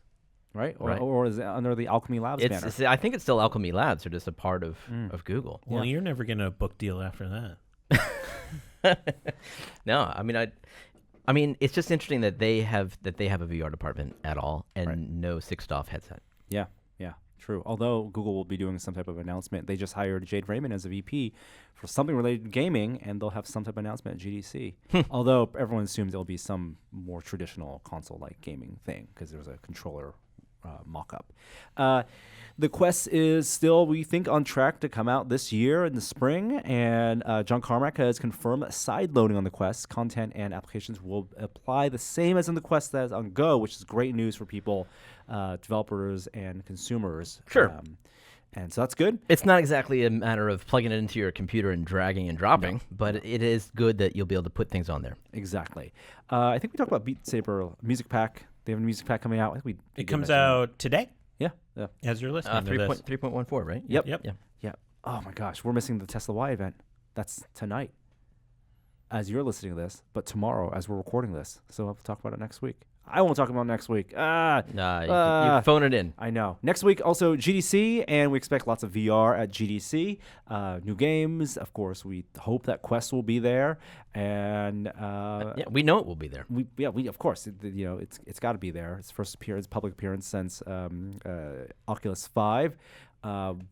And a lot of rumors and speculation as to whether Oculus is going to also announce something else. Our Oculus subreddit has been guessing at what else Oculus could be announcing, and a lot of people think that Oculus might be putting out the Rift S as well. You know, the Oculus subreddit is really Rift S hungry. They're always looking for hoping that there'll be something. Like there was a thing where you couldn't buy the Rift, like it was out of stock, and everyone was like, "Oh, that means something." Right, and then everyone got restocked. Exactly. And then of course the latest thing is that the @Oculus Rift Twitter account said that just 1 week away is GDC. Stay tuned, you won't want to miss this. So why not just tweet that from the @Oculus account? Hey. So reading into the tea leaves, we'll all know soon enough in a week's time or so. Knock on wood. Yes. And that does it for a rather short VR Minute. Kept it almost a minute, but let's now finally move. Oh, no, before we do that, I do want to thank the other sponsor that made this episode of This is Only a Test possible, and that is TripleByte. Because applying to programming jobs sucks. You have to put in the right keywords in your resume. You spend hours and hours on phone screens and take-home projects, and that's assuming the company even responds to your application. Well, if you're a software engineer, TripleByte can help. They work with over 400 top tech companies, from big names like Dropbox and Adobe to exciting startups. You do one brief online interview with them, and if you do well, you get to go straight to final interviews with the companies on their platform. It's like the common app for software engineers. TripleByte does not look at your resume or where you went to school. All they care about is whether you can code. Because it's not about a lack of credentials on your resume, it's all about whether you have the skills. And whether it's in coding or in many other jobs, we feel like that is really important. So apply now at triplebyte.com/test. That's TripleByte, BYTE, byte as in 8 bits. And for special listeners of This Is Only a Test, if you get a job through TripleByte, they'll offer you a $1,000 signing bonus. It's pretty sweet. So thank them for making this episode possible. And now we're going to talk about Captain Marvel. Incept our way back up. We don't have 20 minutes. We might have 15 minutes. Let's talk about Captain Marvel. Let's go spoilers in, right? How much do you need? We are full spoiler. Full spoilers. From now on? Yeah, why not? Wow. Fine. The one spoiler for you, did you guys like it or not like it? Yeah, I liked it. Yeah, I liked it, man. Did you like it, Kishore? I thought it was okay. I liked it a lot. I did not love it. I don't think Yeah. it ranks in the top 5 Marvel films. It does not. My official rankings indicate that it does not. I've seen the rankings. It does not. Okay. We don't have time for those rankings today.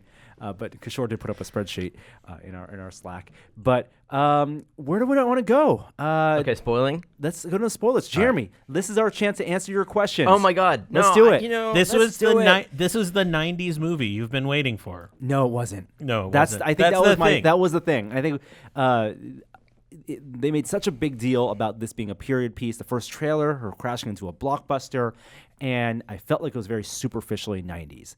The one thing, and I know this is not like the right way to critique a film. You can everyone's gonna always want different things. Yeah. But the thing I had kind of hope for is in the 80s and 90s, there was a preponderance of kind of like alien fish out of water stories, from Starman to E.T. to even the Hulk Hogan one. So you wanted that style of movie? I kind of wanted that style of Ooh, movie. I like that, like Stranger Things kind of thing. Right, where it was like, if you're gonna make a movie set in the 90s and you have this awareness of like Yeah. that type of like alien on Earth looking X-Files. human, right? And like you had all the beats of it too. The alien on Earth, alien quote unquote on Earth, but like meeting people, kind of fish out of water, hijinks, buddy comedy, and leaving the people that they've interacted with a better sense of the universe, right?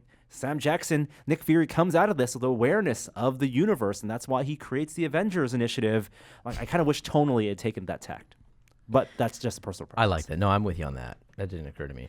I thankfully had completely forgotten about your total spoiler explanation of the difference between the two races. The Krulls and the Skrees. Yeah. The Krees and the Skrulls, sorry.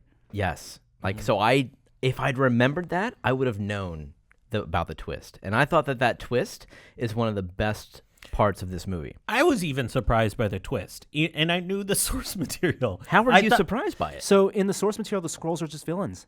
Yeah. The Skrulls are straight up like elvish villains. Really? They're asparagus-looking schemers. And the first half of the film, I've only seen it the once, but from what I recall, they are never explicitly shown to be villainous. You're only told that they're villains by the propaganda, by Jude Law's character. That Wait. They're villains. So who's the shapeshifter? The Skrulls. Skrulls. You're okay, right. Yeah, right. Right? The refugees in the comics, they are villains. They are Really? infiltrators. And the first, what I loved about this film. But you can assume they're not, because Jude Law becomes the bad guy. Well, yes, that's the twist. The two twists in the film is the true villain is Jude Law, and not even the Kree as a whole. Jude Law, that's a military jerk commander. For the good of all Kree. No, the real villain is the military-industrial complex. The AI, the Supreme Intelligence. And the Skrulls being refugees is a huge twist on how they're portrayed in Marvel's comics. Oh, that's interesting. I love the execution of the twist because I was surprised by it, and casting Ben Mendelsohn is the best way to twist that. Yes, because he has been typecast as the villain of villains. That's so funny you say that because my 12-year-old son leaned over to me, and like I have a strict rule against talking in movies, but he leaned over to me and he said, "It's funny that he's always the villain." And then he wasn't. Ready Player One. He played it off funny too, right? Like he kind of had like nefarious intentions. Obviously, he did like a mind probe on her, which in the beginning of the film, very Star Trek. Like they're like Romulans essentially, right, on those ships. I like to. Go ahead. I do think they missed an opportunity by having them be binary like that. The Skrulls are good, Kree are bad. They're missing an opportunity to have a more complicated film, which would have been better, that they're both bad. And you only get one taste of that when Talos says, I have blood on my hands, or it's been a messy, whatever he says. I'm scarred from battle as much as you are, So I think that's a missed opportunity, and it makes the setup, if the Skrulls are going to be in future films, a little harder. Yeah, I mean, there is a little bit of gray area. Even among the refugees, right, there could be Skrull that have more nefarious intentions, right? Just because Talos wanted to find his family doesn't mean that he's also representative of the entire Skrull species either. I love the makeup. I love the portrayal. I love that they had Ben Mendelsohn in playing like him conveniently. That part didn't work for me because I knew that was him. If I didn't know him as an actor, I would have thought that worked better. But in my mind, did you know I'm him as a Skrull that was the actor? Yeah. Because I knew his voice and I could see his mannerisms. But so when I saw him, I was like, wait a minute. Like he's impersonating somebody who looks like the actual actor. So that broke the illusion for me. Got it. But besides that, it was fine. That's a fourth wall filmmaking thing. Exactly. I agree. The costumes look good. The de-aging held up. Except, oh my God, Coulson was not that great. Sam Jackson, believable. 100%. The whole way through. The only thing was like he was not moving with the spryness of a. That was interesting. So they actually had Sam Jackson doing the running. You could tell. I felt like the first scene with him seemed a little rougher than the rest. Maybe I just got used to it, but when they first introduced him at the phone booth, I thought, oh, this is not as good as I hoped. Well, maybe it's because he was in bright sunlight. Maybe. And that wasn't the lighting the rest of the way. So what I loved was that this was a completely untraditional origin story. Almost in the Thor vein. She has the powers going into it. She has, her journey is of a soldier discovering her humanity, and it wasn't like she was on Earth, then on Kree, then back on Earth. They just start off with her being on Hala, which I love. Very sci-fi. Yeah, it's very cosmic. I love that Ronan showed up again, although I thought his makeup wasn't nearly as good. I mean, he needed the war paint. He needed the crusting on his face, but it was a little bit of dialogue. Where do I know Ronan from? Is like Guardians? Guardians 1. He's the villain in Guardians. This is him as the number 6 the movie fanatic. on my list.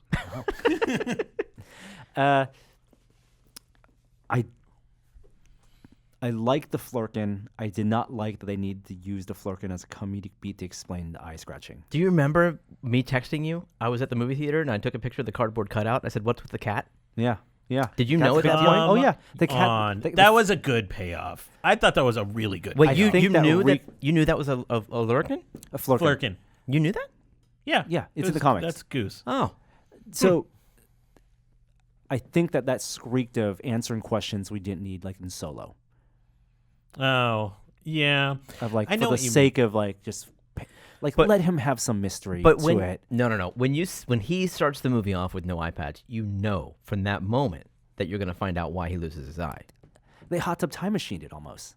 Yeah, but I kind of enjoy that because Do you it know what I deflated. mean? Like they just kind of like teased at it the whole way, and then it became such a afterthought. But I think the whole lead up to this film, people were speculating that it was going to happen. So I thought it was a good way to deflate that whole thing. They were speculating that that's how he would. No, lose it? that we're going to find out how he lost his eye. Right. In this movie. And it was such a funny, trivial thing. Yeah. Come on. Goose was the star of this movie. Goose just I thought killed every scene. No, I was on board with that too. I thought that was hilarious. I thought the way they portrayed both the Kree and the Skrull being afraid of the Flurkin And was knowing- great. yeah. that was definitely delightful. It was a funny movie. There were Yeah. lots of jokes. I don't think every joke landed. She definitely had a very confident, sassy personality. But Brie? Yes, Captain Marvel. You know, Brie Larson's acting for me in this movie was not the highlight. Like I always felt like, and this happens with a lot of Marvel films, I feel like I'm watching people acting as opposed to watching somebody believing that they're the character. I wanted her to be a little more brash. Captain Marvel is kind of a brash. I think she was.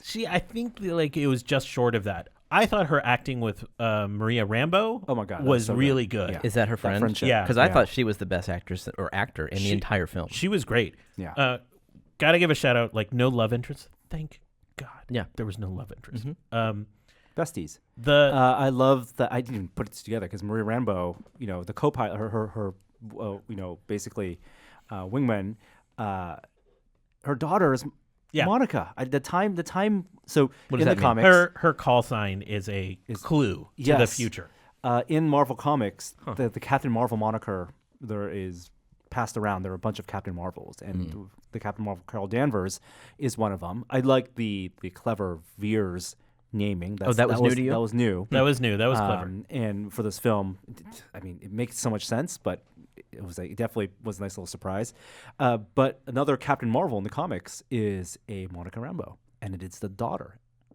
And because this film is not like in the comics, it's set temporally. Wow. They have that distance. It's the daughter of the friend, and so all those moments where Maria Rambeau's daughter, talks about idolizing Carol, Yeah. and holding her flight jacket, and that role model relationship, that will pay off. That's cool. Definitely. It'll pay off in like 10 years or something like that. No, it'll pay off like next year or whenever they do Captain Marvel 2, because presumably it's all be set in 2018, 2019, 2020, and she'll be the right she'll age. be older. She'll be older. The time stuff works. You're right. I didn't think about that. That's Yeah. brilliant. Nicely done, Norm.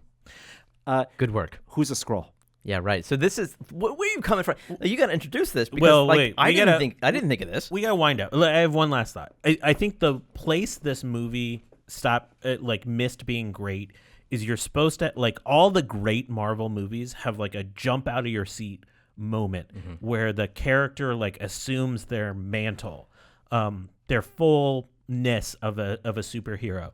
And we have that set up for this moment when she gets her full power, and I think it just like missed the mark there. It didn't set up like her falling down and being a beaten down character on Earth enough. You're talking 'Cause about she when- just got her memories back right before. And And she if just- that paid off, this movie would have been great. When she discovers that the thing on her neck is not an activator, it's an inhibitor. Yeah. And so like when she assumes her full power and comes into like her light, it doesn't pay off because those memories haven't really been with her very long. Yeah, it was the whole thing happens in like 2 days, and I kind of wish there was a little more time to breathe there. It goes in the same way of like the world building of the 90s. I felt like wasn't fleshed out enough. It basically happened in a strip mall, right? And a little bit of the subway of LA. I thought the action beats were great. The music, I felt like the most 90s it got was the soundtrack choice. And Blockbuster. And by the way, well, yeah. True Lies. So Right Stuff. You want to hear a funny thing about the Right Stuff? Absolutely. I love that. Yeah, the double VHS box. Yeah. Smart. The True Lies bit. An anecdote from the directors is that originally the True Lies theme came at the last minute. It did come out that year, and so timing was right. But the original one for that standee was The Mask. Jim Carrey's The Mask. He has his green head, and she would have thought it was a Skrull. Oh, funny. But the studio would not give them the sign-off. So they killed Arnie. So they killed Arnie instead, and Arnie was a good sport about it. The other thing, of course, the mid-credit stinger. I think one way to evaluate this movie is like obviously it's a standalone movie and it's a origin story, an introduction to a character. But one metric I gauge it is in that mid-credit stinger when they had the appearance in presumably Endgame, whether that moment paid off, right? And it did. Like the moment she appears right behind Black Widow, I was like, oh, this is gonna be so cool. Right, because I then realized I had built enough of a relationship with this character over the past 2 hours to have that convergence of her meeting the Avengers be an awesome payoff. If I didn't feel that connection, I feel like that would have felt. I agree. See, I left thinking that was completely unremarkable because it didn't reveal anything. Like, we know that's going to happen. But it revealed the moment. Yeah. And the anticipation. But I'm with you of now. like, oh my God. It's right. We didn't need more. We don't need more at stake for Endgame. Half the universe is gone. But don't you like it when these little in mid and post-credit stingers reveal something new? Well, now they don't have to do like That them intro. meeting Captain Marvel. Yeah. They're like, you took 5 minutes out of the next movie. Which Exactly. is awesome. And the way she said, "Where's Fury?" Yeah. That just said everything. Like that bond she built with Fury, Yeah. it paid off. And you know the answer to that, and she doesn't yet. Exactly. Yeah. That's so good. One last thing before we get to your question. I gotta go, but let's Okay. go. Let's go. Intro to this movie with the Stanley tribute. Note Yeah. perfect. Yeah. Caught me totally by surprise. Was freaking note perfect. Was that all of his cameos? Or was it just all cameos? All All cameos. cameos. Yeah. And then his second cameo, which I think they did some additional shooting for her glance, smile back at him, I bet was a pickup shot. But of course, he is reading the Mallrats script. Yeah. And that's just wonderful as just a meta awareness. Tesseract hairball, did that work for you? At the very end? Yeah. So apparently another insight from the director is that was a last minute scene that came in. The Flurkin has like a parallel pocket dimensions in its belly. Oh, I know. That's where Yeah, they're no, I know stored. that. I know that. So one of the other alternate scenes that they would have shot for a end credit stinger was where Von Rag, the Jude Law's character, ended up, and because he gets blasted off in the little escape pod, presumably back to Hala, back home. and what they toyed around with was him getting out of the escape pod, and he would be on Sakaar. Oh, funny. What is that? That's Thor the Ragnarok. Thor Ragnarok. Oh, That planet, I like that idea. right? Yeah. Are you fighter or are you food? That's good. Right? And I think both of those work. Tesseract, I think it's a nice tie-in. If you don't follow the history, Tesseract was, of course, first appeared in Captain America, the First Avenger. Ironically, Captain Marvel really is the First Avenger. And Tesseract pulled out of Odin's safeguard, Asgardian safeguard, protected by Norse worshippers. Red Skull picks it up, powers the army, and then that gets dropped to the bottom of the ocean. Howard Stark picks up with a tiny robot at the end of the First Avenger, and then presumably that gets held on by S.H.I.E.L.D., where they don't know how to exploit it until Project Pegasus, which you see now in Captain Marvel being developed by a Dr. Larson, played by Annette Bening, who is Captain Marvel, the namesake of Captain Marvel. In the comics, that's a man, which everyone thought Jude Law was playing, but they twisted it up and made that a woman. And Project Pegasus, which then, after this movie, still continues on with the Tesseract, that is what Nick Fury, the building they're in, which pulls Loki in the First Avenger, that is a culmination of Project Pegasus, where Eric Stalveg from Thor gets to mind-controlled, gets to interact with the Tesseract. The only thing missing is at the end of Captain America First Avenger, Red Skull gets transported by the Tesseract to of course, is the Vormir. Space Stone. So her powers, Captain Marvel's powers, along with Quicksilver and Scarlet Witch are all Tesseract-based. No, they're coming from the Mind Stone. Oh, I'm sorry. You're right. Mind Stone. Yeah. Separate. But her power is Tesseract-based. I think it would be awesome if somebody took that audio clip and edited it to footage from all of those movies. and put it on YouTube. I can do it again. That was our version of Patton Oswalt and Parks and Rec talking about Thanos. Where's the Skrull is a question all of you. Who's the Skrull is the question all of you should be thinking about. Why are you assuming that? You should think about it because I'm right about this. Who is the Skrull? You're saying in the Avengers. Who is it? Wow. I think they're setting it up. My bet as Secret we sign Invasion. off will be Maria Hill. I think it's Widow. And outside chance, it's Tony gets replaced. I don't think so. We'll Yeah. place our bets now. We can talk and much more about Captain Marvel. Hopefully you guys have seen it because we've spoiled half the movie. But we are done for this week. Unfortunately, I'll be out next week, but you guys are recording another episode. You can always follow us online. I got to jump off to a phone call. Do we have an outro? Sure. Yeah, let's play this one. Here we go. By your Imperialist Rex. Hi there, I didn't see you.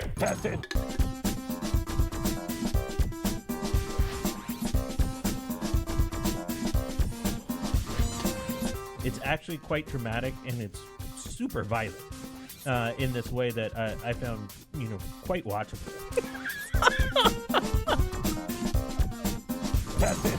All right. Thanks for the recommendation, Kishore. Fuck Batman. Captain Marvel's 11th on my list right now. Ouch. That sounds bad, but you liked it.